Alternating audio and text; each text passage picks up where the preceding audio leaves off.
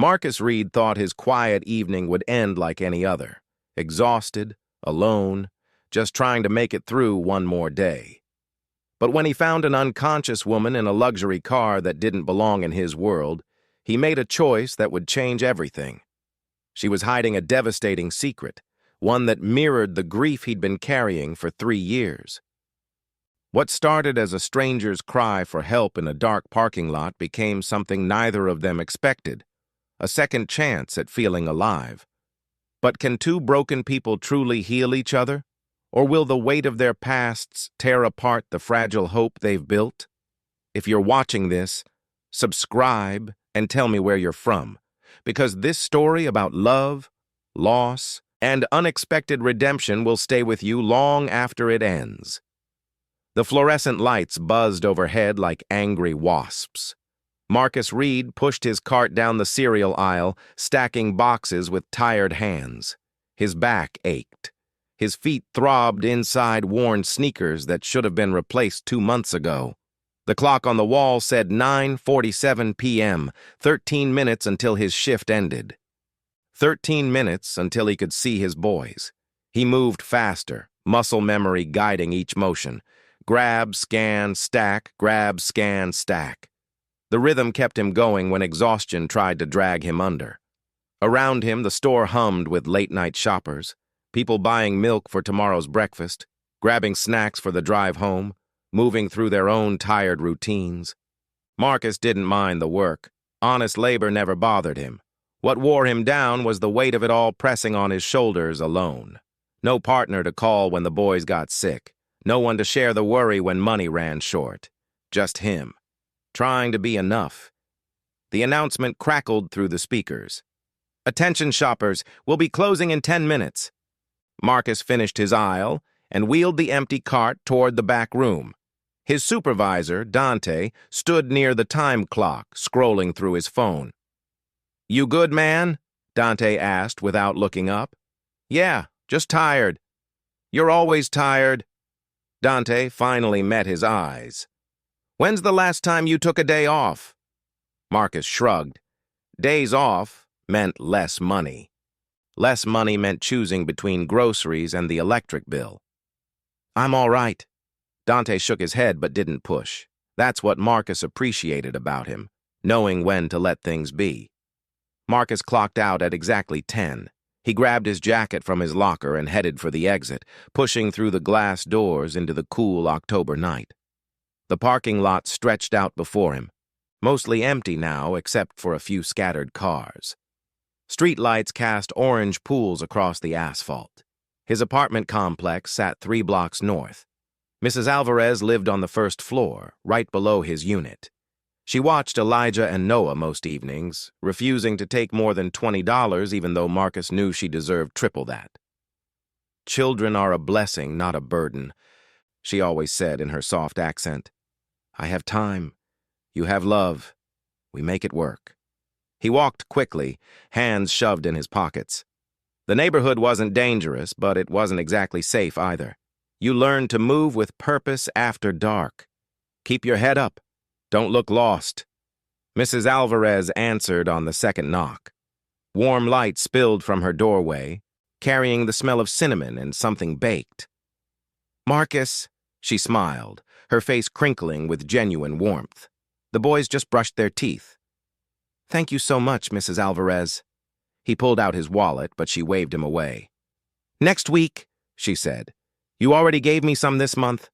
He wanted to argue, but her expression left no room. Instead, he nodded. "I really appreciate you." "I know you do, mijo. That's why I do it." She turned toward her living room. "Elijah, Noah, your papa's here!" 2 boys came running. Noah reached him first, all 6 years of energy and joy wrapped in Spider-Man pajamas. He crashed into Marcus's legs with a hug that nearly knocked him backward. "Dad, Mrs. Alvarez let us have cookies." "Just 1 each, Mrs." Alvarez clarified with a knowing smile. Elijah followed more slowly. At 10, he'd started carrying himself differently, shoulders back, expression careful. Too much awareness for a kid his age. He saw things other children missed, felt things they didn't have to feel yet. "Hey, Eli." Marcus ruffled his oldest son's hair. "How was your day?" "Fine." The word came out neutral, practiced. Marcus knew that tone. Something had happened at school, or maybe Elijah had just spent another day watching his classmates get picked up by two parents while he waited alone. They'd talk later, just the two of them. "All right, boys. Tell Mrs. Alvarez thank you." They chorused their thanks, and Marcus guided them into the hallway. The building's ancient elevator groaned as it carried them to the third floor. Noah chattered about his day, something about a frog in science class, and how his friend Tyler had brought extra chips at lunch. Elijah stayed quiet, holding Marcus's hand in a grip that felt too tight. Their apartment was small, one bedroom for the boys, one for Marcus. A living room that doubled as everything else: homework station, dining area, play space. The furniture came from thrift stores and sidewalk finds, but Marcus kept it all clean, kept it all working, home. "Straight to bed," he told them. "It's a school night." "But Dad," Noah started. "Bed." Noah knew better than to push. Both boys trudged toward their room, and Marcus followed to tuck them in. Their bedroom barely fit the bunk bed and a small dresser, but they decorated it with drawings and a poster of some superhero Marcus couldn't name. Noah took the bottom bunk, Elijah the top. Marcus knelt beside Noah first, pulling the blanket up to his chin. "Love you, buddy." "Love you too." Noah yawned, already halfway to sleep. Then he climbed the short ladder to check on Elijah. His oldest son lay on his back, staring at the ceiling. "You okay?" Marcus asked softly. Elijah hesitated. "Are we gonna be okay?" The question hit Marcus square in the chest. "What do you mean?" "Like, with money and stuff. I heard you on the phone last week, about the rent." 10 years old, worrying about rent. Marcus sat on the edge of the bunk, careful not to take up too much space. "Hey, look at me." Elijah turned his head. "That's my job to worry about," Marcus said gently. "Not yours. You hear me? Your job is to be a kid, do your homework, play with your brother. Let me handle the grown-up stuff." "But what if—" "No what ifs." Marcus squeezed his shoulder. "We're gonna be fine. I promise." He hated making promises he wasn't completely sure he could keep. But sometimes kids needed certainty more than truth. Sometimes they needed to believe their dad had everything under control, even when he didn't. "Okay," Elijah whispered. Marcus kissed his forehead. "Get some sleep." He turned off the light and closed their door most of the way. They didn't like it completely shut. Then he stood in the dark hallway, letting himself feel the weight he'd been holding back all day. Tired. So damn tired. He should eat something. Should check if there were bills he'd forgotten. Should do laundry or clean the kitchen or any of the 100 other things that always needed doing. Instead, he grabbed his keys and headed back outside. Sometimes he just needed to walk. To move through empty spaces without anyone needing anything from him. 5 minutes of quiet before tomorrow started all over again. The parking lot behind the building was mostly dark. A few security lights flickered weakly, casting long shadows between cars. Marcus walked slowly, hands in his pockets, breathing the cool night air. That's when he noticed it. A car he'd never seen before sat near the far corner of the lot. Sleek, expensive looking, dark blue or maybe black. Hard to tell in this light. The engine was running. He could hear the low purr from where he stood. Odd. People didn't just leave luxury cars idling in this neighborhood. People barely left their cars here at all if they could help it. Marcus walked closer, curiosity overriding caution. Maybe someone was waiting for a resident. Maybe they'd stopped to take a phone call. But as he approached, he saw that the driver's seat wasn't empty. Someone sat slumped behind the wheel. A woman, her head tilted at an angle that made his stomach drop. "Hey!" Marcus called out, quickening his pace. "You okay?" No response. He reached the car and leaned down to peer through the driver's side window. The woman was maybe 30, with dark hair falling across her face. Her eyes were closed. She wore nice clothes, a blouse that probably cost more than Marcus's whole outfit. His heart hammered. Was she breathing? He knocked on the window. "Ma'am, can you hear me?" Nothing. Marcus tried the door handle. Locked. He knocked harder, his mind racing through possibilities. Drunk? Overdose? Medical emergency? Should he call 911, break the window? Then she moved. Just a small shift, her head lifting slightly. Her chest rose and fell. Breathing. Definitely breathing. Relief flooded through him, followed immediately by uncertainty.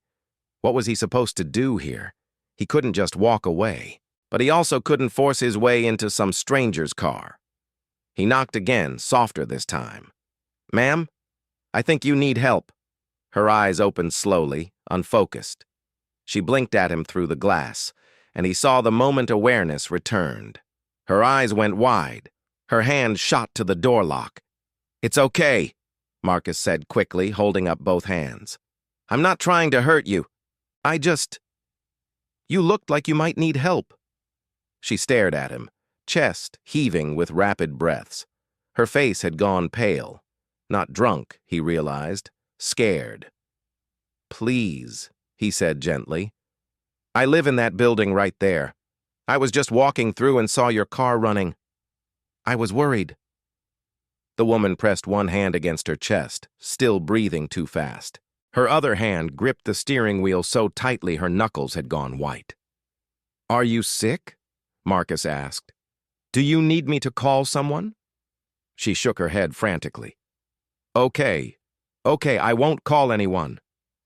He took a small step back, trying to look less threatening. "But you don't look good. Can you roll down the window? Just so we can talk?" She hesitated, then hit a button. The window descended an inch, 2 inches. "Thank you," Marcus said. "My name's Marcus. I really am just trying to help." Her voice came out rough, broken. She swallowed and tried again. "I'm fine." She absolutely was not fine. "You sure?" he asked carefully. "Because you look like you might be having a panic attack or something." Her eyes met his, and he saw the answer there before she spoke. Vulnerability, fear, shame. "Please don't call anyone," she whispered. Marcus crouched down so they were at eye level. "I won't, but I also can't just leave you here like this. What if something happens?" "Nothing's going to happen." "You don't know that." They stared at each other through the gap in the window. Marcus could see her trembling. Whatever was happening, it wasn't physical illness. Something else had brought her to this parking lot, to this moment, paralyzed behind the wheel of an expensive car in a neighborhood that clearly wasn't hers. "Look," he said quietly. "I've got 2 kids upstairs, asleep. I need to be able to hear them if they wake up. But I can stay down here for a few minutes, just until you feel steady enough to drive or call someone. Would that be okay?" She studied his face, searching for something. Trustworthiness, maybe, or just the absence of danger. Finally, she nodded. Marcus settled into a sitting position on the asphalt, his back against the car next to hers. "Take your time," he said. "I'm not going anywhere." Minutes passed. The night air grew colder. Marcus zipped his jacket higher and watched the few cars that drove past on the main road. Wondered what he'd gotten himself into. Wondered if this woman had family who'd be looking for her. Wondered why she'd ended up here, of all places. Behind him, he heard the car door unlock. He didn't move. Slowly, the door opened. The woman stepped out on unsteady legs. She wore heels that clicked against the pavement as she walked around to where he sat. Up close, he could see she'd been crying. Mascara smudged beneath her eyes, lipstick bitten away. She slid down to sit beside him, hugging her knees to her chest. "I'm sorry," she said, "for scaring you." "You didn't scare me. You worried me. There's a difference. She let out a shaky laugh that sounded more like a sob. I didn't mean to end up here. I was just driving and then I couldn't breathe, and I had to stop. Panic attack? Marcus asked gently. She nodded. Those are rough. My wife used to get them. The words came out before he could stop them. Past tense. Used to. The truth he still struggled to say out loud. The woman looked at him. Used to? She passed away 3 years ago. I'm sorry. Marcus shrugged, the gesture automatic now whenever anyone offered condolences. It's been a while. But it hadn't. Not really. Some distances couldn't be measured in time. They sat in silence for a moment. Then the woman spoke again. I lost someone too. My daughter. She was 4. The words hung in the cold air between them. Marcus felt his chest tighten. 4 years old. The same age Noah had been when his mother died. Young enough to barely remember. Young enough that the absence became normal instead of tragic. I'm so sorry, he said, and meant it with everything in him. She wiped at her eyes. It was a long time ago, but sometimes it hits me all over again, like tonight. I was fine, and then I saw this commercial with a little girl, and suddenly I couldn't breathe. Marcus understood that, the way grief could hide for months, then ambush you over something small, a song, a smell, a child's laugh that sounded just right. What's your name? He asked. Clara. Nice to meet you, Clara. Wish it were under better circumstances. She smiled just barely. Me too. They sat together against the cars, 2 strangers bound by loss. Above them, stars struggled to shine through the city's light pollution. Somewhere in the distance, a siren wailed. Normal night sounds in a normal neighborhood where nothing and everything happened all at once. Do you feel okay to drive now? Marcus asked after a while. Clara considered this. I think so. Maybe.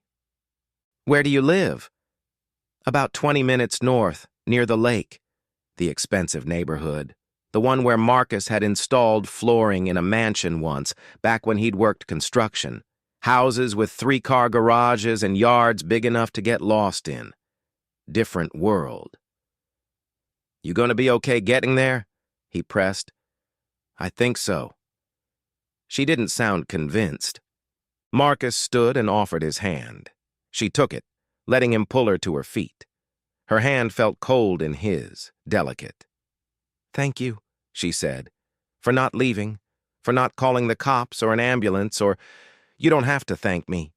Yes, I do. Most people would have just walked away. Marcus thought about that. Maybe she was right.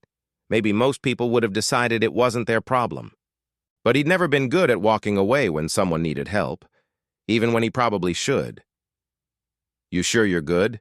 He asked one more time. Clara nodded, but her hand had started shaking again, and that's when they heard it. A small voice calling from the building behind them. Dad? Marcus spun around. Noah stood on the 3rd-floor walkway, gripping the railing in his Spider-Man pajamas. His face looked small and scared in the dim light. I had a bad dream, Noah called down. Where did you go? Marcus's heart sank. He'd meant to be gone 5 minutes. Quick walk, clear his head, back before the boys even noticed. I'm coming, buddy, he shouted up. Go back inside. But Noah didn't move. And now Elijah appeared beside him, older and more aware, assessing the situation with that too careful gaze. Clara had frozen beside Marcus, staring up at the boys. I'm sorry, Marcus said to her. I have to go, she said quickly. Please, go take care of them. But when he started to walk away, she called after him. Marcus? He turned. Can you? She hesitated, looking vulnerable in a way that went beyond the panic attack. Can you just stay a few more minutes? Until I feel steady enough to drive? I know you have your kids, but... She stopped, shaking her head. Never mind. I'm sorry. That's not fair to ask. Marcus looked up at his boys, then back at Clara, at this stranger who'd lost a daughter, who sat alone in her car fighting to breathe, who'd ended up in his parking lot asking for something so simple it broke his heart.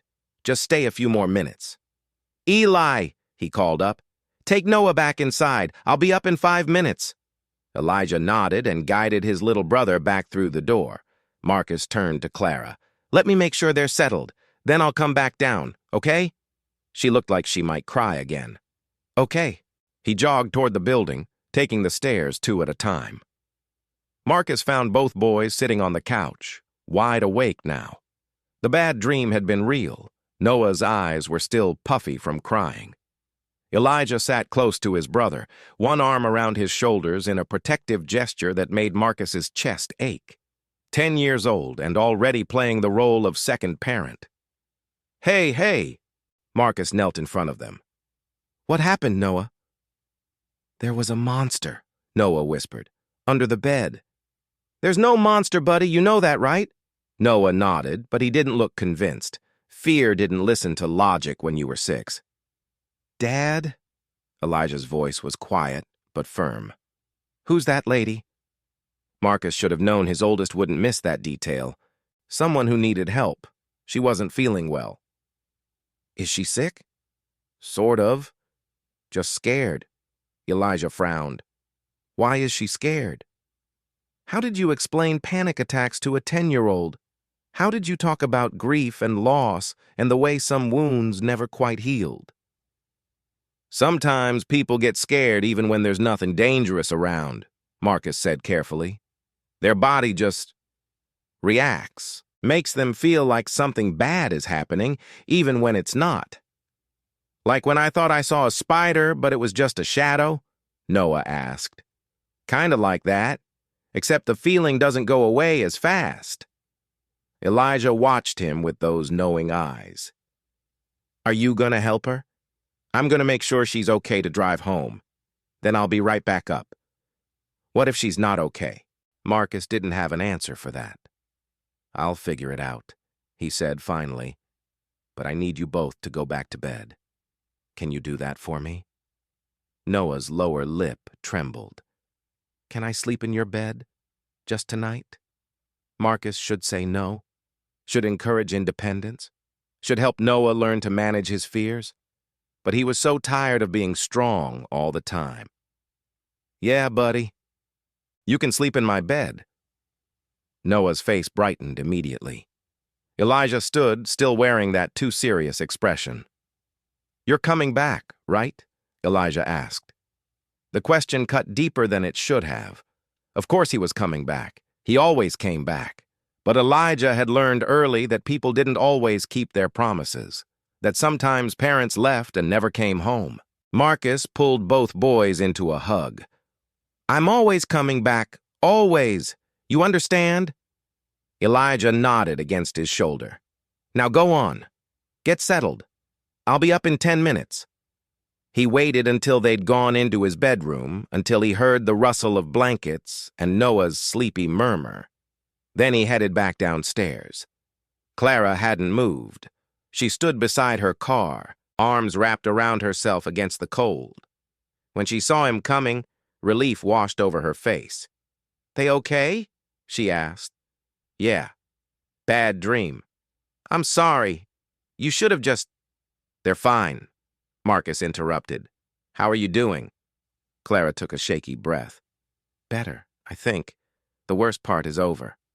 But she still looked pale, still trembled slightly. You need to sit down again, Marcus asked. No, I should go. I've taken up enough of your time. She moved toward the driver's door, but her hand shook so badly she couldn't get the key fob to work.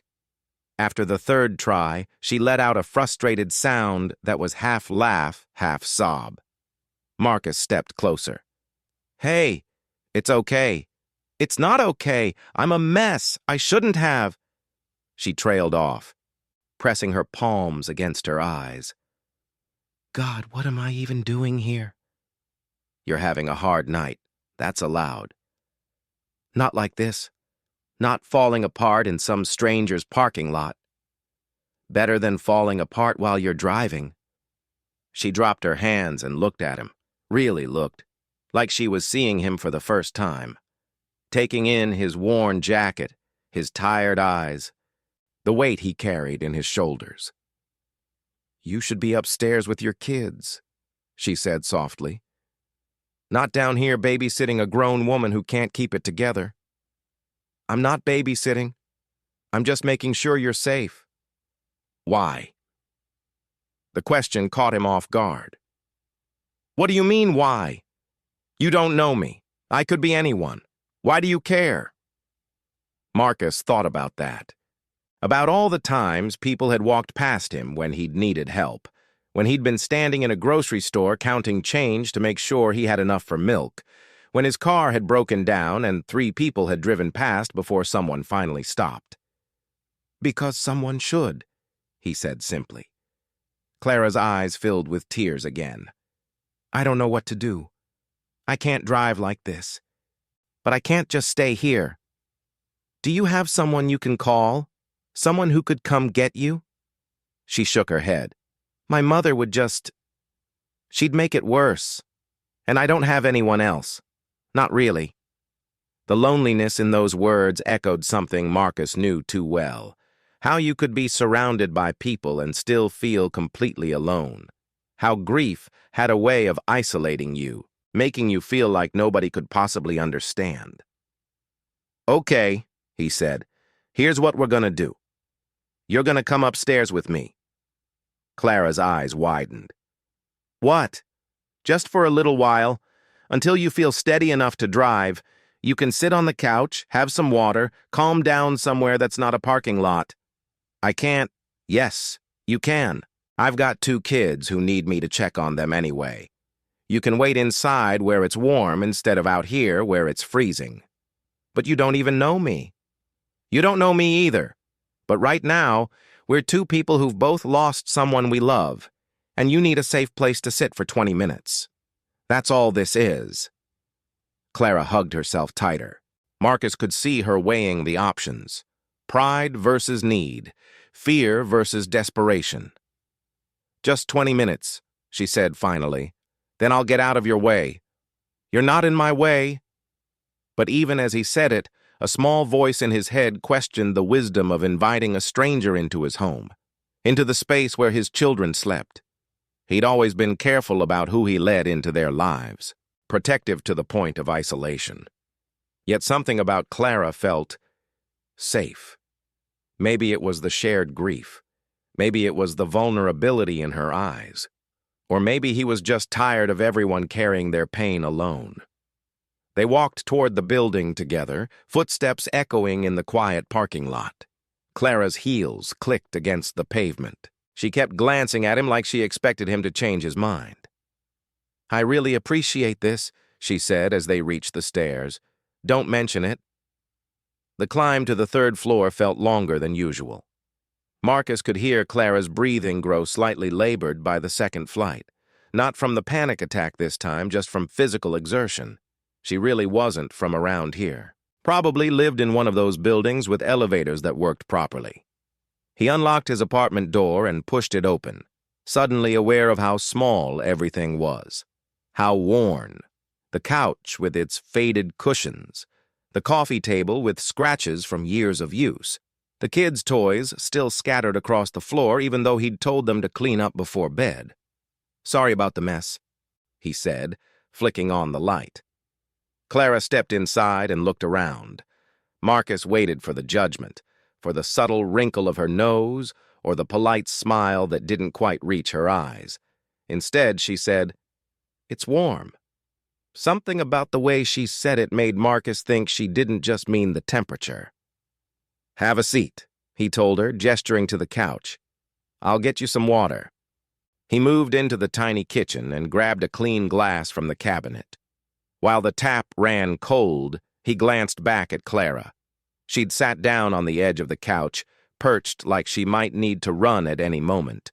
Her hands were folded in her lap, and she was staring at a drawing taped to the wall, one of Noah's masterpieces, all bright colors and impossible proportions. Marcus filled the glass and brought it to her. "Thank you," she said, accepting it with both hands. He sat in the armchair across from her, maintaining a respectful distance.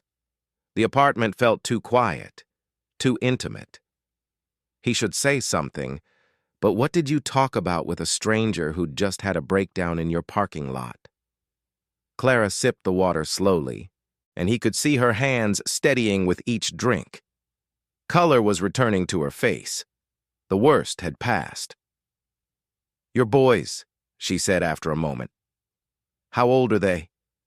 "Elijah's 10, Noah's 6. "And you're raising them alone?" Marcus nodded. "Their mom died 3 years ago." "That must be incredibly hard." "We make it work." The automatic response. The one he gave everyone who looked at him with pity. Clara studied him over the rim of her glass. "Do you ever let yourself admit when it's not working?" The question startled him with its directness. Most people didn't push. They accepted the polite deflection and moved on. "What good would that do?" he asked. "I don't know. Maybe it would make you feel less alone." "And who would I tell? Who wants to hear about how I can barely pay rent? How I'm terrified every time one of them gets sick because I can't afford to miss work? How I lie awake wondering if I'm completely screwing them up?" The words tumbled out before he could stop them. 3 years of holding it together, and here he was spilling his guts to a woman he'd met 20 minutes ago. Clara set down her glass. "I'd listen." Something in her voice told him she meant it, that she understood what it felt like to carry weight nobody could see.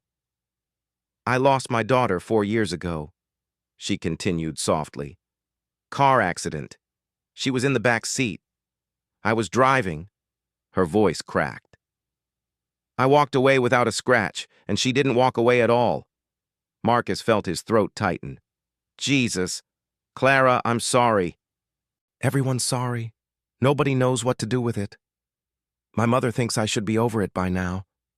My friend stopped calling after the first year. My husband," she paused, "ex-husband, he left 6 months after the funeral. Said he couldn't look at me anymore without seeing her." "That's not your fault." "I know. Logically, I know. But logic doesn't help much when you're sitting in your car at 9 p.m. having a panic attack because you saw a commercial." They sat in the silence that followed.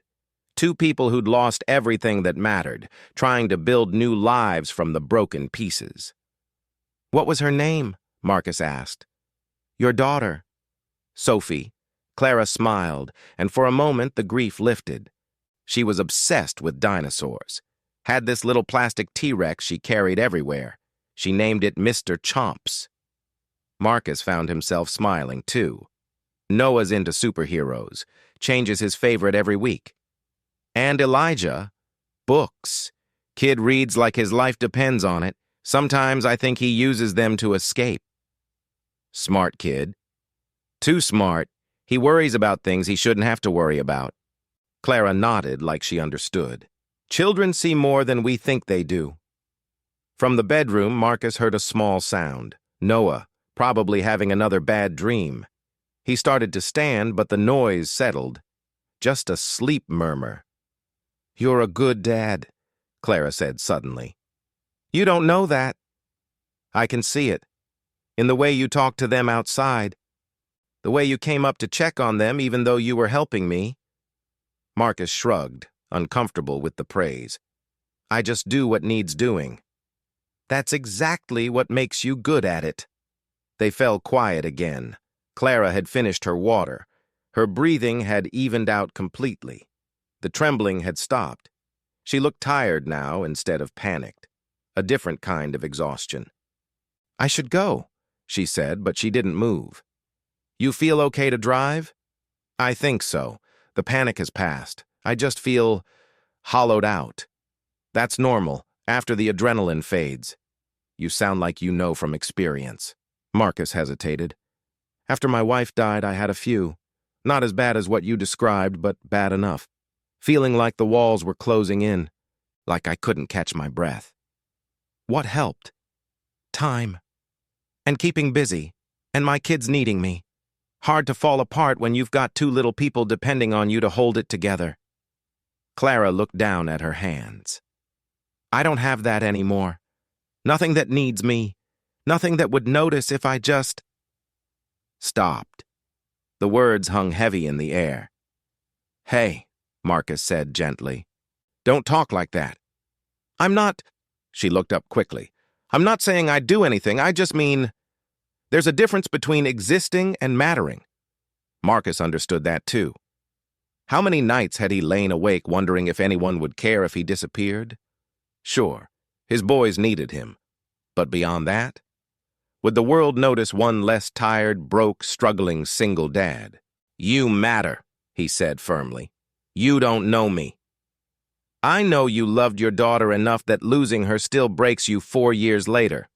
I know you're strong enough to pull yourself together after a panic attack.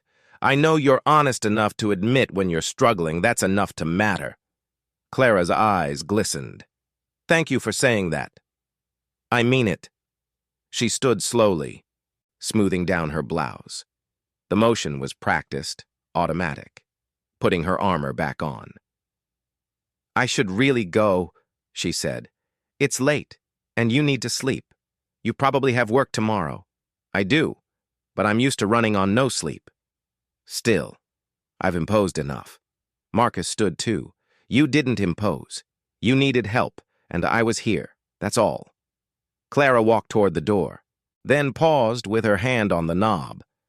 She turned back to face him. Marcus, can I ask you something? Sure. Do you ever feel like you're just going through the motions? Like you're doing all the right things, but you're not actually living? The question hit close to home. Wake up. Get the kids ready. Work.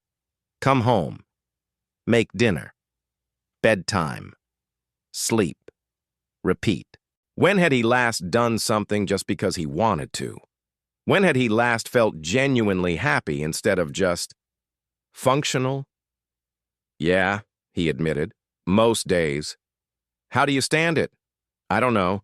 I just keep going because stopping isn't an option. Clara nodded slowly. That's what I've been doing too. Just going through the motions, pretending I'm fine, going to work, maintaining my house, showing up for holidays with my mother. But tonight, sitting in that car, I realized I can't remember the last time I actually felt anything except numb or terrified. And then you ended up here. And then I ended up here. She smiled sadly. In a stranger's apartment, talking about things I haven't said out loud in years. Sometimes strangers are easier to talk to. They don't have expectations. Maybe.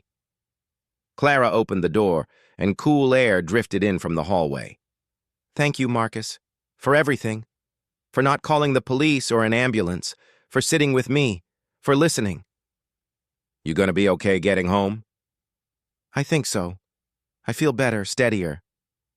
But Marcus noticed she was gripping the doorframe a little too tightly. Noticed the way her breath caught just slightly. Clara, he said carefully, you don't have to go if you're not ready. She looked at him, and he saw the war happening behind her eyes. Pride versus fear. The desperate need to maintain control versus the exhaustion of always holding it together. I don't want to be a burden, she whispered.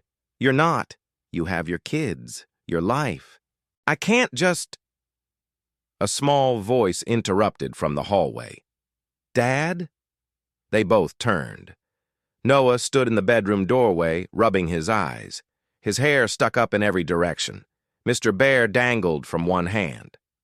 I can't sleep, Noah said. Eli's snoring. Despite everything, Marcus had to smile. Come here, buddy. Noah padded across the floor and wrapped his arms around Marcus's legs. Then he noticed Clara and tilted his head back to look up at her. Are you the scared lady? He asked with the blunt honesty only 6-year-olds could pull off. Clara blinked, caught off guard. Yes. I suppose I am. Are you still scared? She crouched down to his level, and Marcus saw something shift in her expression. A softening, a crack in the careful walls. A little bit, Clara admitted, but I'm feeling better. Noah considered this seriously. Then he held out Mr. Bear. You can borrow him if you want. He helps with scared. Clara's hand flew to her mouth. Her eyes filled with tears, the kind that came from unexpected kindness. That's very sweet of you, she managed. But I think you need him more than I do. Nuh-uh. I've got Dad. You don't got anybody. Out of the mouths of children. Marcus put his hand on Noah's shoulder. Buddy, you can't just... But Clara was already reaching for the stuffed bear, accepting it with trembling hands. Thank you, she said softly. I'll take very good care of him. Noah beamed. He likes bedtime stories, and he doesn't like loud noises. I'll remember that.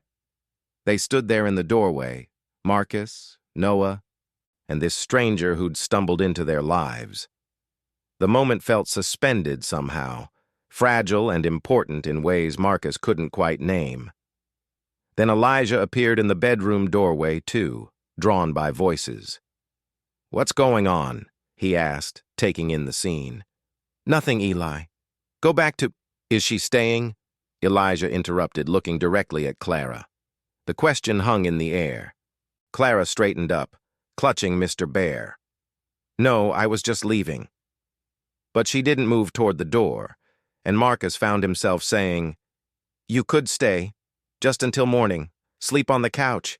It's late, and you've had a rough night. He couldn't believe the words coming out of his mouth, inviting a stranger to sleep in his apartment, letting someone he barely knew spend the night under the same roof as his children.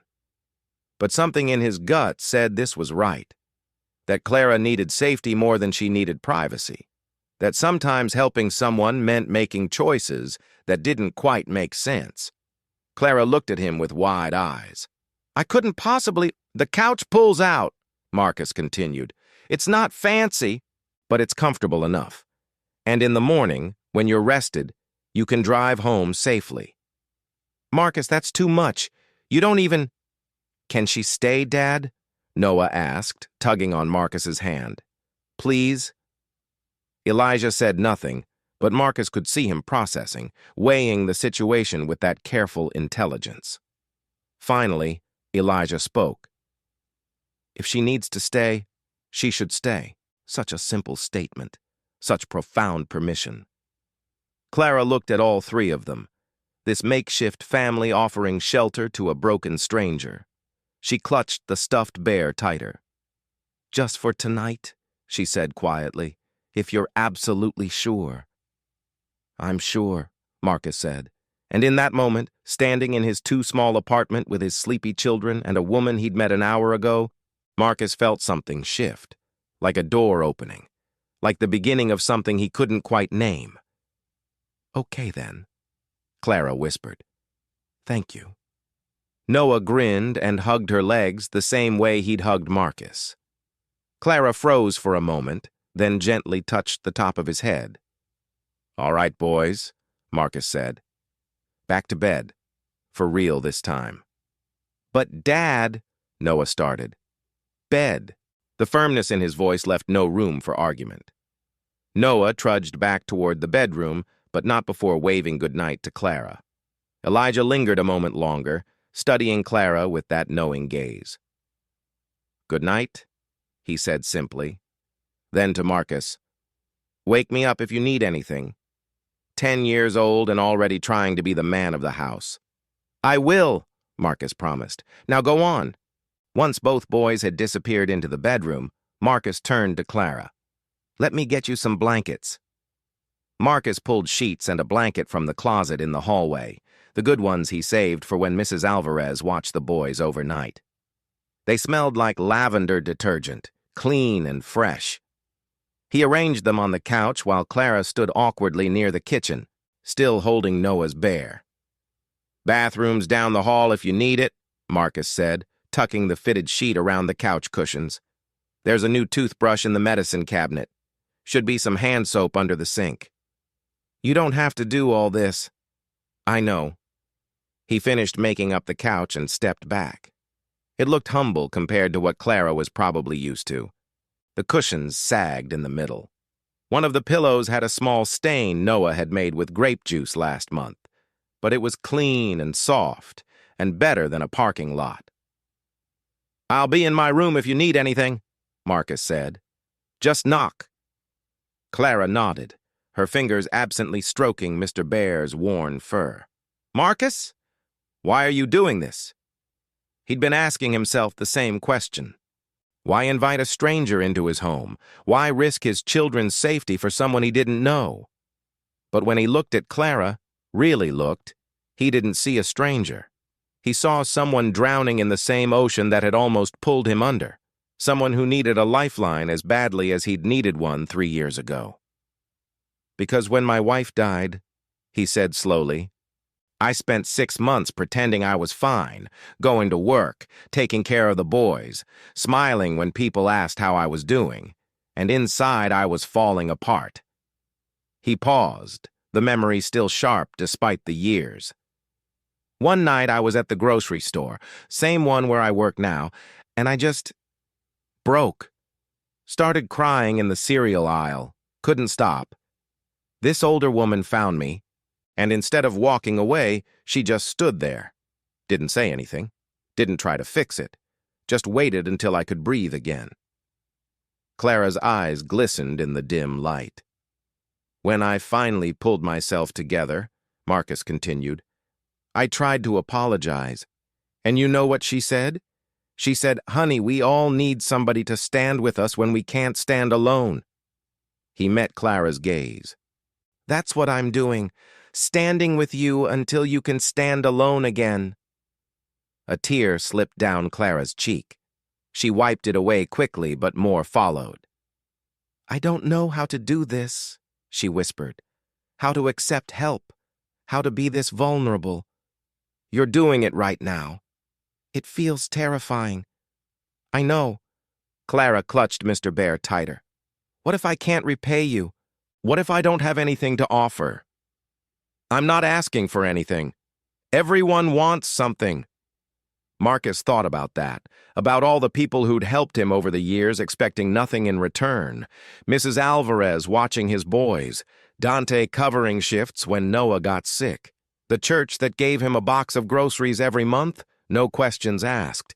"Maybe that's true where you come from," Marcus said gently. "But down here, sometimes people just help because it's the right thing to do."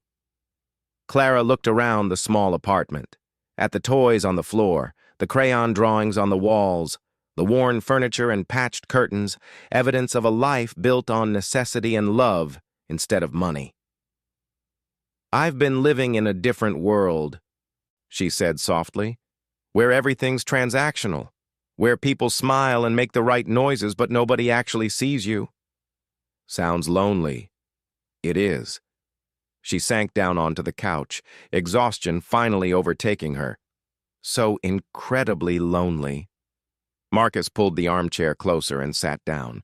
He should go to bed, should check on the boys. Should get at least a few hours of sleep before his shift tomorrow.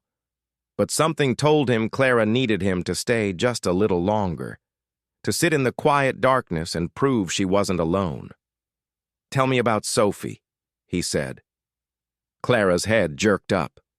"What?" "Your daughter. Tell me about her." "Why?" "Because people stop saying her name after someone dies.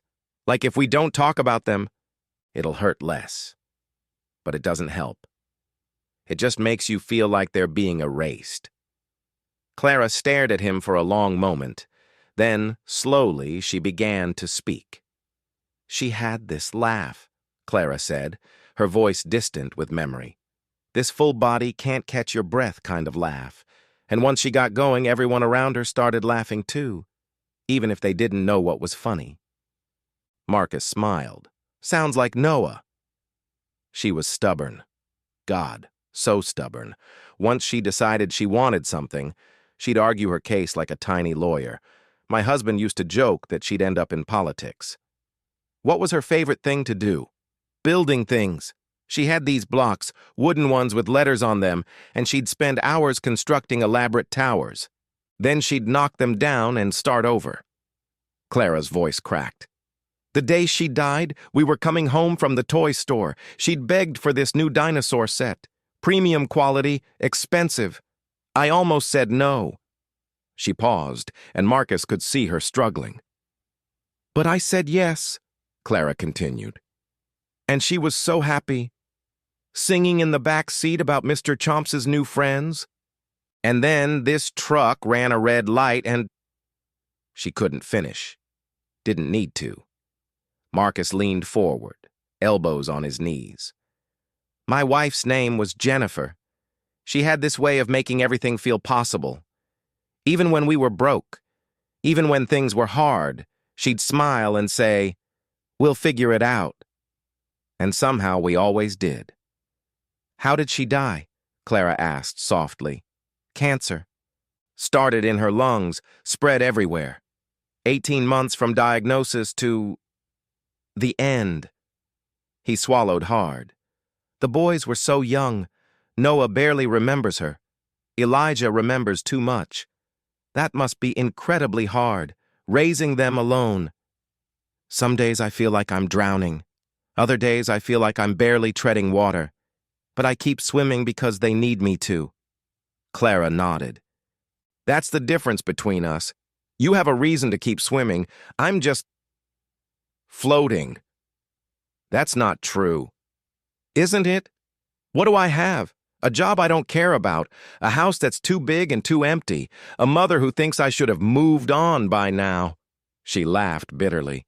I have money and status and all the things people are supposed to want. And I'd trade it all for 5 more minutes with my daughter. Marcus understood that bone-deep longing. The desperate wish to turn back time, to make different choices, to have just one more conversation, one more hug, one more ordinary moment. You can't trade it, he said quietly. Believe me, I've tried. But you can decide what to do with the time you have left. What am I supposed to do? How do I build a life when the only thing I wanted is gone? I don't know. I'm still figuring that out myself. They sat in the darkness, 2 broken people admitting they didn't have answers. Outside, the city hummed its late-night song, cars passing, distant voices, the ordinary sounds of life continuing whether you were ready or not. Thank you, Clara said eventually, for letting me talk about her, for saying her name. Sophie, Marcus said gently. Clara smiled through tears. Sophie. From the bedroom, Marcus heard movement, one of the boys shifting in sleep. He should check on them, should make sure they were actually asleep and not just pretending. I should let you rest, he said, standing. Tomorrow's gonna come too fast. Clara looked up at him. Marcus, what time do you have to leave for work? 6. But don't worry about it. Sleep as long as you need. Will the boys be okay while you're gone? Mrs. Alvarez gets them ready for school. She's been a lifesaver. Clara hesitated. What if I helped? In the morning, I mean. I could make breakfast or something. As a thank you. Marcus started to refuse. She was a guest. She didn't need to work. But something in her expression stopped him. She wasn't offering out of obligation. She was asking for purpose, for a reason to wake up. The boys would like that, he said. They eat pretty much anything as long as it's not vegetables. A real smile crossed Clara's face, small but genuine. I think I can manage that. All right then. Good night, Clara. Good night, Marcus. He headed down the hall to his bedroom, where Noah had sprawled across the entire mattress, arms and legs spread like a starfish. Marcus carefully lifted him and tucked him to one side, then climbed in beside him. The bed felt too full and too empty at the same time. Noah's small body radiated heat. His breathing was soft and steady. In the bunk bed in the next room, Elijah probably lay awake, listening, processing everything that had happened tonight. Marcus stared at the ceiling, his mind refusing to quiet. What had he just done? Invited a stranger to stay the night, let her into their lives without knowing anything about her beyond shared grief and a panic attack. Jennifer would have done the same thing. She'd always been the one to take in stray cats, to help neighbors carry groceries, to give money to people on the street even when they could barely afford their own bills. "We're all we've got," she used to say. "Might as well help each other." Marcus felt the familiar ache of missing her. It had dulled over 3 years, but it never quite disappeared. Just shifted from sharp pain to constant heaviness. Noah mumbled something in his sleep and rolled closer, his hand finding Marcus's shirt and gripping it tight, even unconscious, seeking comfort, seeking safety. That's what Marcus was trying to give Clara. Just for one night. Just enough safety to catch her breath and figure out her next step. He closed his eyes and tried to sleep.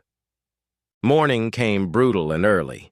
The alarm on Marcus's phone blared at 5:30 a.m., dragging him from thin dreams.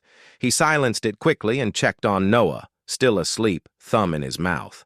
Marcus slipped out of bed and got ready quietly.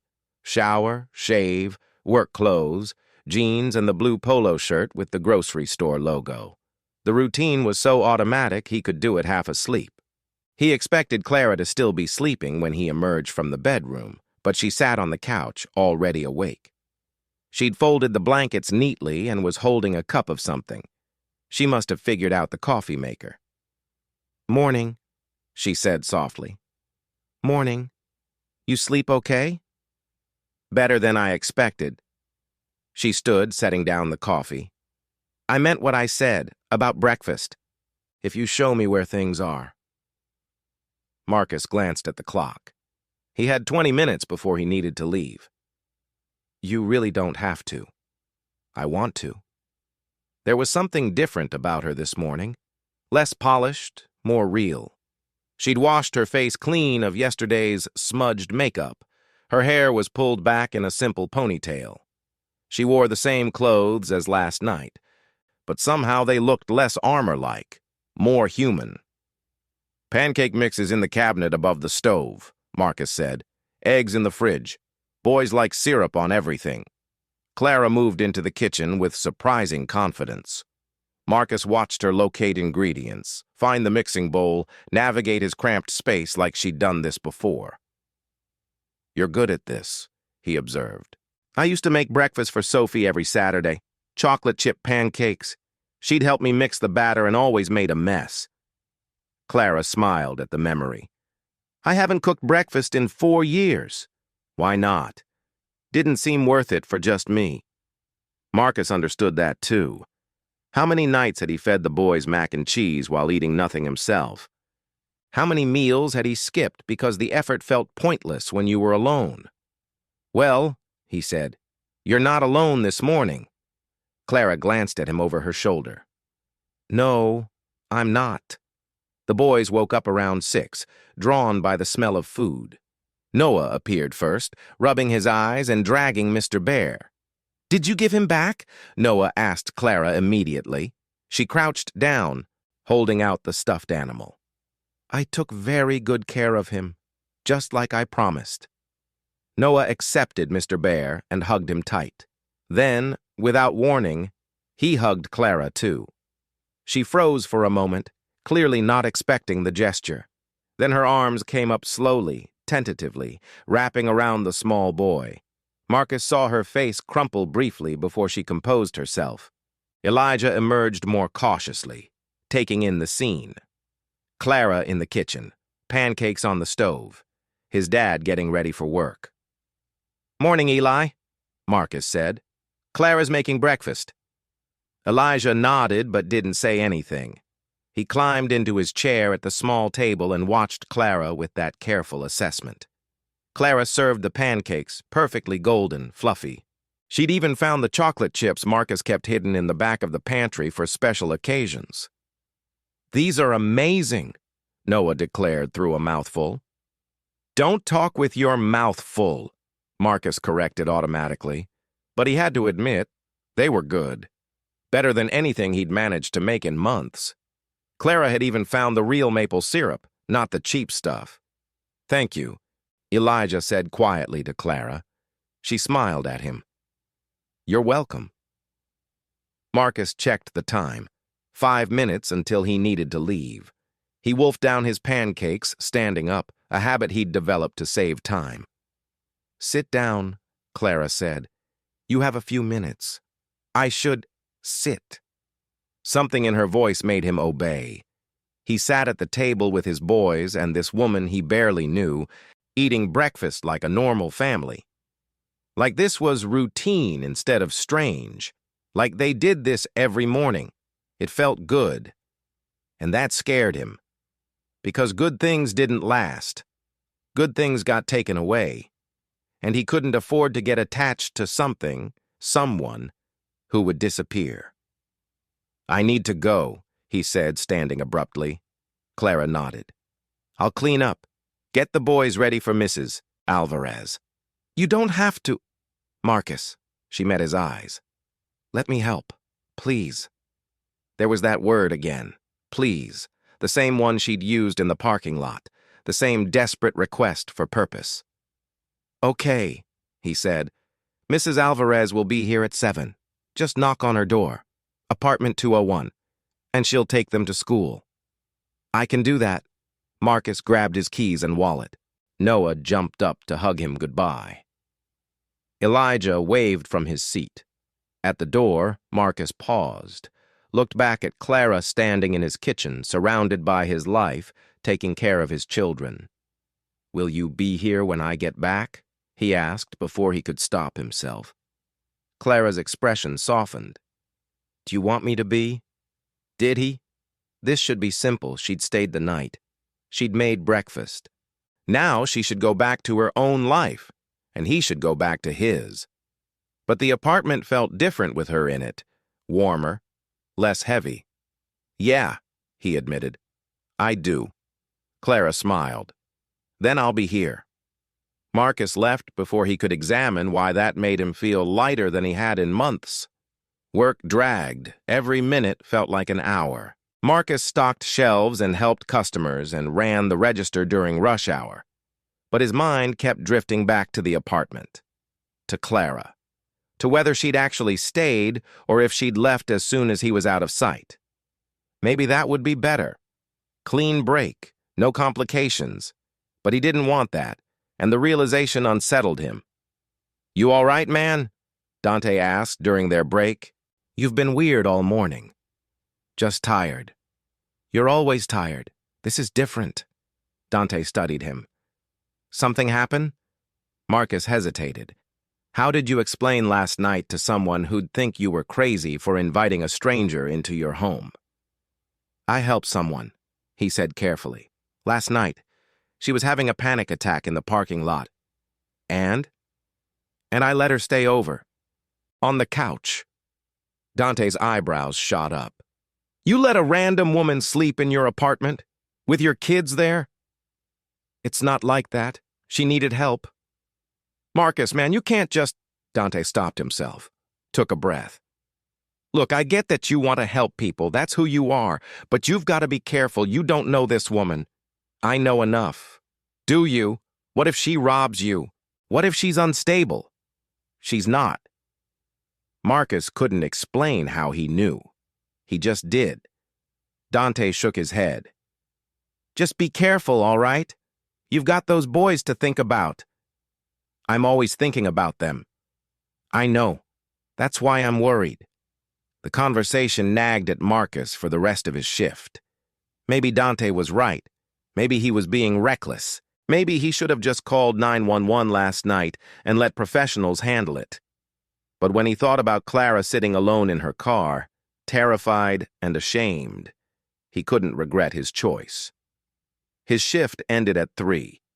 He clocked out and practically ran home, his heart pounding with an anxiety he couldn't name.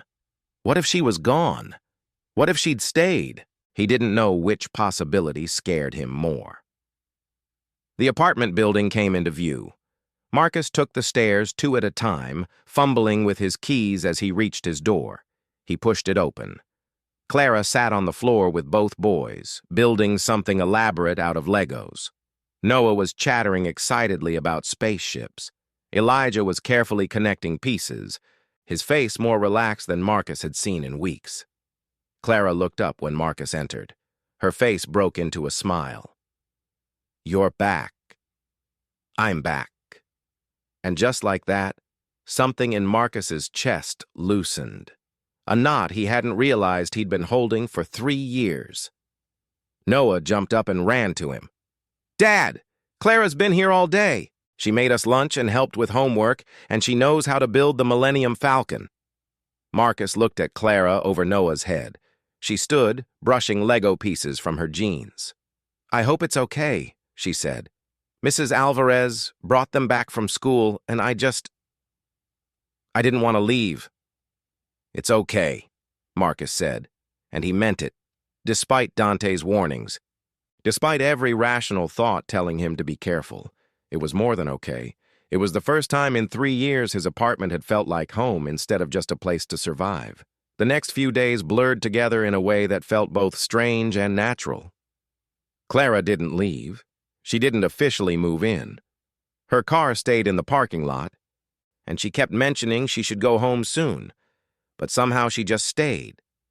She slept on the couch, made breakfast each morning before Marcus left for work, helped Mrs. Alvarez get the boys to school. Then she'd spend the day doing small things around the apartment, folding laundry, washing dishes, organizing the chaos that had become normal. Marcus should have felt uncomfortable, should have asked her to leave, should have established boundaries, but he didn't, because the apartment felt different with her there. The boys smiled more, laughed more. Even Elijah seemed lighter, less burdened by worries he shouldn't have to carry. And Marcus felt less alone. On the 3rd morning, he found Clara sitting on the couch at dawn, staring at her phone. Her face was pale, tight. "Everything okay?" he asked softly, not wanting to wake the boys. Clara looked up, startled. "My mother's been calling. I've been ignoring her. Maybe you should call her back. She's probably worried." "She's not worried. She's angry." Clara set down her phone. "She thinks I'm being dramatic, that I should just get over it and come home." "Where's home for you?" "A house I bought after the divorce. Beautiful place. Magazine-worthy. Completely empty." Clara's voice went flat. "I haven't spent a full night there in months. I usually just drive around until I'm exhausted, then sleep a few hours and start over." Marcus sat down in the armchair, processing this. "You've been living in your car?" "Not living, just existing, going through the motions, showing up at work, pretending I'm fine." She laughed bitterly. "I'm very good at pretending." "Clara, I know what you're going to say, that I need therapy, that I need help. My mother's been saying it for years. She even found me the best psychiatrist in the city." Clara wrapped her arms around herself. "But talking about it doesn't make it better. Nothing makes it better."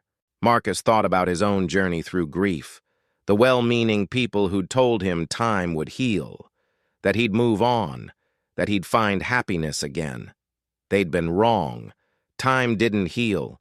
It just made you better at carrying the weight. "Maybe better isn't the goal," he said quietly. "Maybe you just learn to live with it." Clara met his eyes. "Is that what you've done? Learn to live with it?" "I don't have a choice. The boys need me to function, so I get up every day and I function." "But is that living? Or is that just surviving?" The question hit too close to the truth. Marcus had spent 3 years in survival mode. Wake up, work, take care of the boys, sleep, repeat.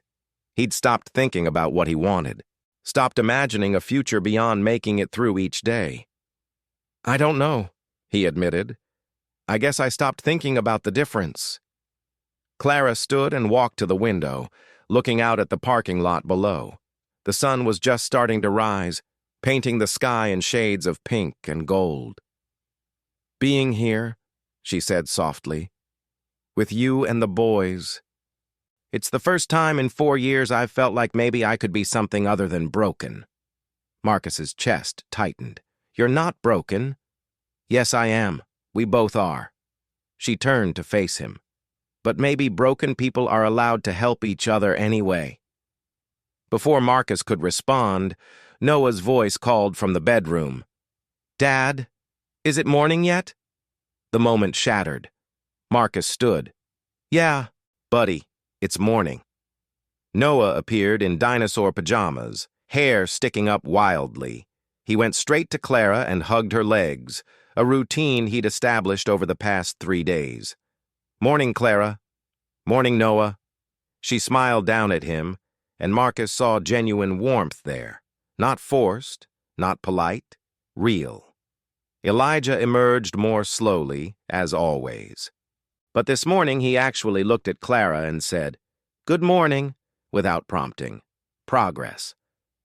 They fell into the rhythm they'd established. Breakfast together, Marcus getting ready for work, Clara helping the boys get dressed and ready for Mrs. Alvarez. But as Marcus headed for the door, Clara called after him. "Marcus, can we talk tonight? After the boys go to bed?" Something in her tone made his stomach tighten. "Sure. Everything okay? I need to make some decisions, and I need your input."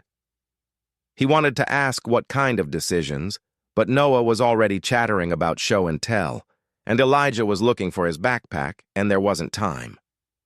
"Okay," Marcus said. "Tonight." Work crawled by even slower than usual. Marcus kept checking his phone, half expecting a message from Clara saying she'd left, that she'd realized staying was a mistake, but no messages came. Dante cornered him during lunch break. "So, this woman, she's still at your place?" "Yeah." "Marcus, man, you can't just let some stranger move in." "She hasn't moved in. She's just staying for a bit." "For a bit? It's been 3 days. Dante leaned against the break room wall. "Look, I get that you're lonely. I get that raising those boys alone is hard, but this isn't the answer." "I'm not lonely," Marcus said automatically. Dante gave him a look that said he wasn't buying it. "Okay, maybe I am," Marcus admitted. "But that's not why she's there. She needed help. She still needs help." "And what about what you need? What about when she leaves and your kids are confused? What about when this whole thing blows up?" "It won't blow up." "You don't know that." Marcus didn't have an answer. Dante was right. He was taking a risk, letting Clara into their lives, letting the boys get attached, getting attached himself, but the alternative was going back to the way things were, lonely, heavy, just surviving, and he couldn't do that anymore. "I appreciate you looking out for me," Marcus said carefully. "But I've got this." Dante shook his head but dropped it. "Just be careful, all right?" "Always am." Marcus got home at 3 to find the apartment transformed. Not dramatically.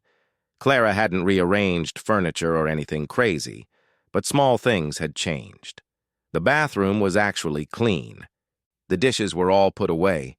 There were fresh flowers in a jar on the kitchen counter, cheap ones from the grocery store, but still. The boys were doing homework at the kitchen table. Clara sat with them, helping Noah sound out words for his reading assignment. "Sound it out," she encouraged. "You've got this." "Die. No." "Sour," Noah read slowly. "Perfect. See? You're so smart." Noah beamed at the praise. Elijah worked on math problems, but Marcus noticed he kept glancing at Clara. Not suspicious anymore, just watching, learning her patterns, deciding if she was safe. "Hey," Marcus said from the doorway. All 3 of them looked up. "Dad!" Noah jumped from his chair. "Clara helped me read 3 whole pages." "That's great, buddy." Marcus ruffled his hair, then looked at Clara. "You didn't have to do all this." "I wanted to." She stood, suddenly looking nervous. "Is it okay? I didn't mean to overstep." "It's more than okay, thank you." They made dinner together, spaghetti, simple but filling. The boys talked over each other, telling Marcus about their day. Clara mostly listened, smiling at their enthusiasm. It felt like family. And that terrified Marcus as much as it comforted him. After dinner, after baths and bedtime stories and tucking the boys in, Marcus and Clara finally sat down in the living room. The apartment was quiet, except for the hum of the refrigerator and distant traffic sounds. Clara sat on the couch, hands folded in her lap. Marcus took the armchair, suddenly nervous about what she might say. "I called my mother today," Clara began, "while the boys were at school." "How'd that go?" "About as well as expected. She wants me to come home, to stop this nonsense and return to my normal life." Clara's voice was steady, but Marcus could hear the hurt underneath. "She doesn't understand why I can't just move on, why I can't be the daughter she wants me to be." "What did you tell her?" "That I needed more time, that I'd come home soon." Clara looked up at him. "I lied." Marcus waited. "The truth is, I don't want to go back," Clara said. "Back to that empty house. Back to pretending I'm fine. Back to a life where nobody really sees me." She paused. "These past few days with you and the boys, I've felt more alive than I have in years." "Clara, I know it's not permanent," she continued quickly. "I know I can't just stay here forever. This is your life, not mine. But I need you to understand something." She leaned forward, her eyes intense. "You saved my life that night in the parking lot. Not just physically, I wasn't going to hurt myself. But you saved me from disappearing completely. From becoming nothing but grief and empty routines." Her voice cracked. "You reminded me what it feels like to matter." Marcus felt his throat tighten. "You've always mattered." "Have I? To who?" "My mother sees me as a disappointment. My ex-husband couldn't stand to look at me. My friends stopped calling. I go to work and do my job and come home, and nobody would notice if I didn't show up the next day. The boys would notice." Clara smiled sadly. "They're not mine. But they care about you. Noah asks about you constantly. Even Elijah. He doesn't warm up to people easily, but he's warming up to you. That's because you let me in. Because you took a chance on a stranger falling apart in a parking lot." Clara wiped her eyes. "I don't deserve your kindness, Marcus, but I'm grateful for it anyway." Marcus moved from the armchair to sit beside her on the couch. Not touching, but close. Present. "You keep saying you don't deserve things," he said gently. "Help, kindness, a second chance at feeling alive. Why?" "Because I killed my daughter." The words came out flat, emotionless, like she'd said them so many times they'd lost all meaning. Marcus felt his chest constrict. "Clara, no. It was an accident. I was driving. I should have seen the truck. I should have reacted faster. I should have—" "Stop!" Marcus turned to face her fully. "You can't do this to yourself. You can't carry that blame." "Why not? Everyone else does. My mother, my ex, even the police officer at the scene. I saw it in his eyes. Poor woman. Should have been more careful. They're wrong." "Are they?" Clara's voice rose. "My daughter is dead because of my choices. Because I said yes to a toy store trip. Because I drove through that intersection. Because I didn't see the truck until it was too late." Tears streamed down her face now, years of guilt and grief pouring out. "Sophie died, and I lived, and that's not fair. It should have been me. I should have—" Marcus grabbed her hands, held them tight. "Listen to me," he said firmly. "You survived. That's not a crime. That's not something you need to apologize for." "But she didn't. I know, and that's a tragedy, but it's not your fault." Clara shook her head, not believing him. Marcus thought about his own guilt. The times he'd wondered if Jennifer's cancer was somehow his fault, if he'd noticed symptoms earlier, if he'd pushed harder for better doctors, if he'd done something, anything different. Grief came with guilt, always. The desperate need to rewrite history, to find someone to blame even if it was yourself. "After Jennifer died," Marcus said quietly, "I spent months going over everything, every doctor's appointment, every treatment decision, wondering if I'd killed her by making the wrong choices." Clara looked at him, eyes wide. "I know it's not the same," he continued. "She was sick. There was no accident. But the guilt feels the same, doesn't it?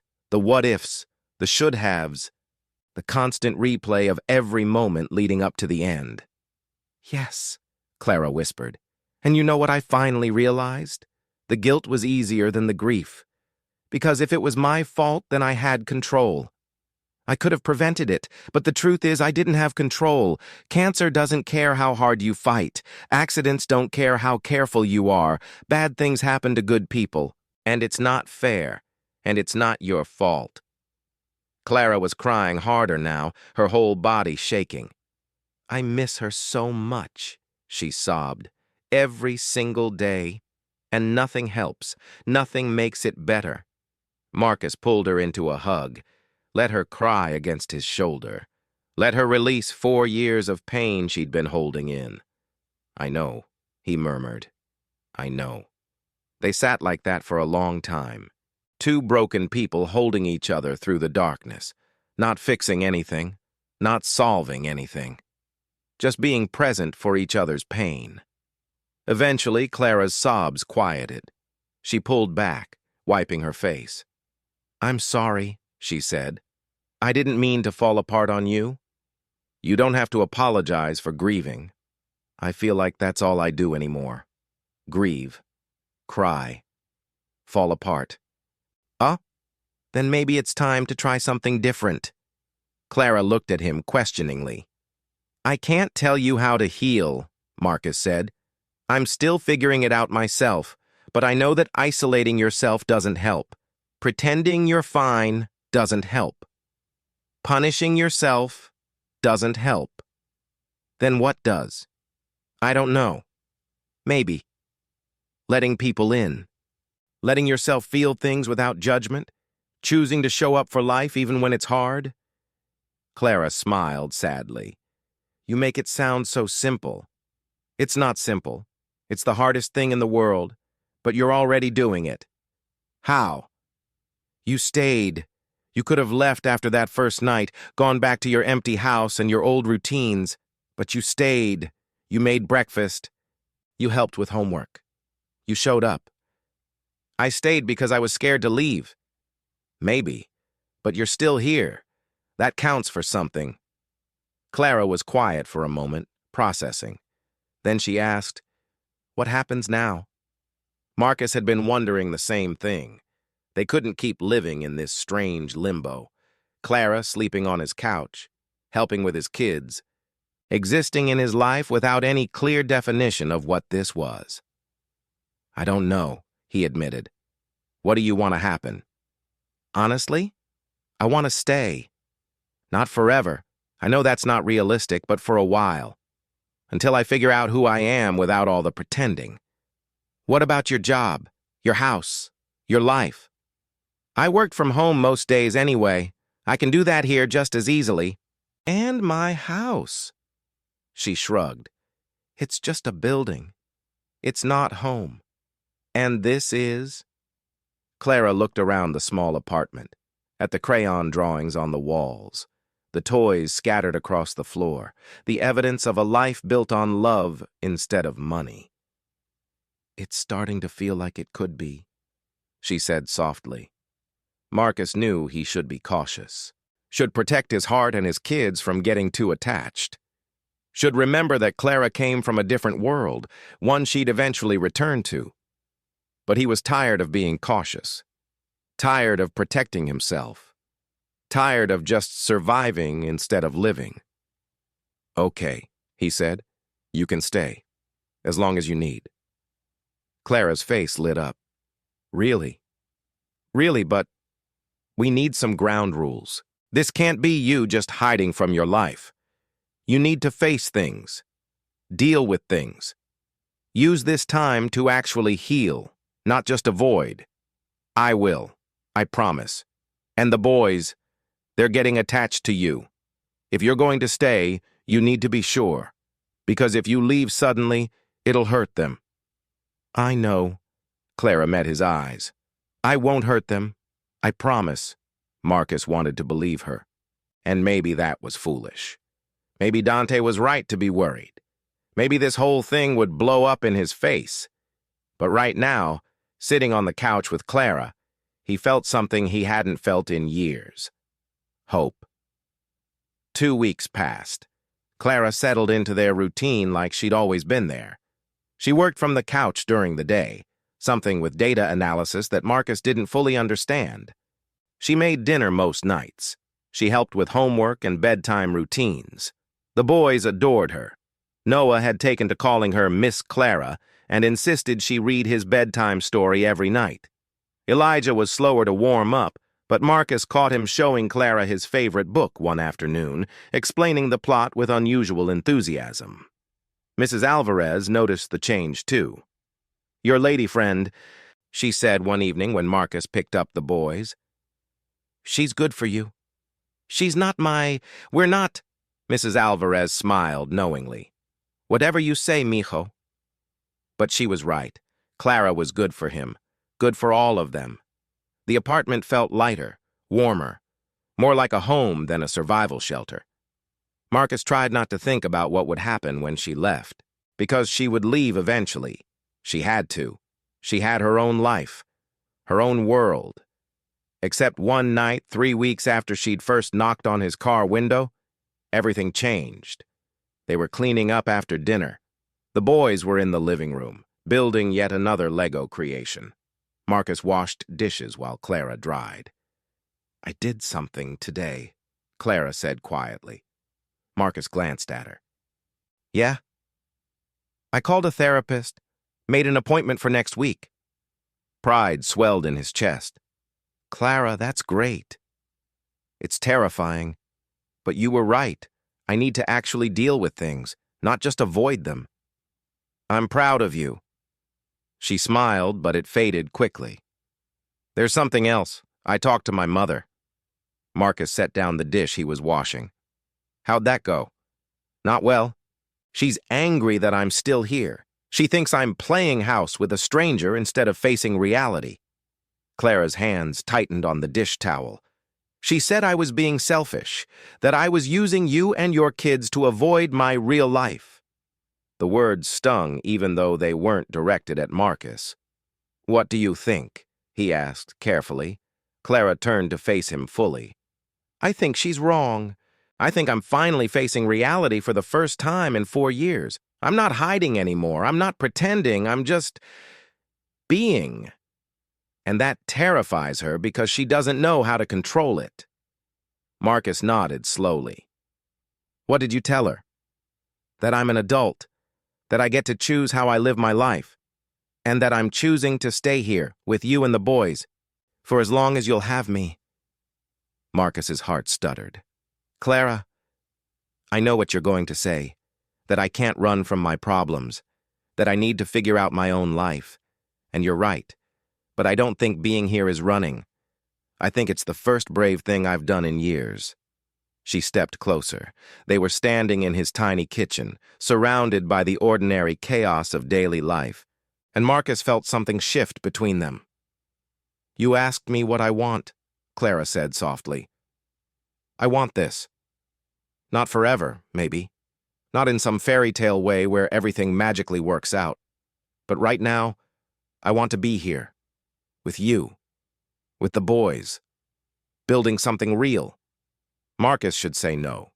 Should remind her they barely knew each other. Should protect himself from the inevitable heartbreak when she realized this life wasn't what she really wanted, but he was so tired of protecting himself.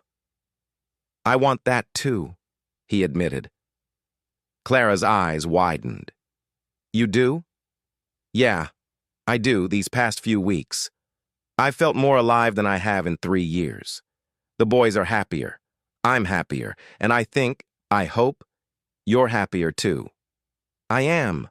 So much happier." They stood there inches apart, the weight of unspoken feelings hanging between them. "So what do we do?" Clara asked. "I don't know. But maybe we just take it one day at a time. See where this goes." Clara smiled. Really smiled, bright and genuine. "One day at a time. I can do that." From the living room, Noah called out, "Clara, Dad, come see what we built." The moment broke, but it didn't shatter. It just shifted into something new, something hopeful. They walked into the living room together.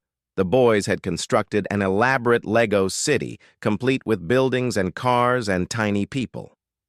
"It's for all of us," Noah explained proudly. "See, that's you, Dad, and that's Clara, and that's me and Eli." 4 Lego figures standing together in front of a Lego house. A family. Marcus felt his throat tighten. He glanced at Clara and saw tears in her eyes, too. "It's perfect," she said. "Absolutely perfect." Elijah looked up at them, his expression serious. "Are you going to stay, Clara? For real?" Clara knelt down beside him. "If it's okay with you and Noah and your dad, I'd like to. Not forever? Maybe. But for now." "What does 'for now' mean?" Elijah pressed. He'd learned too young that adults made promises they couldn't keep. Clara didn't sugarcoat it. "It means I can't promise forever, but I can promise today, and tomorrow, and I'll keep promising as long as I can." Elijah studied her face, looking for lies, for the cracks that meant she'd leave when things got hard. Whatever he saw must have satisfied him, because he nodded. "Okay." Such a simple word. Such profound acceptance. Noah threw his arms around Clara's neck. "Yay! You're staying!" Marcus watched them, his boys and this woman who'd stumbled into their lives by accident, and felt something he'd thought was lost forever. Not just hope, joy. That night, after the boys were asleep, Marcus and Clara sat on the small balcony outside his apartment.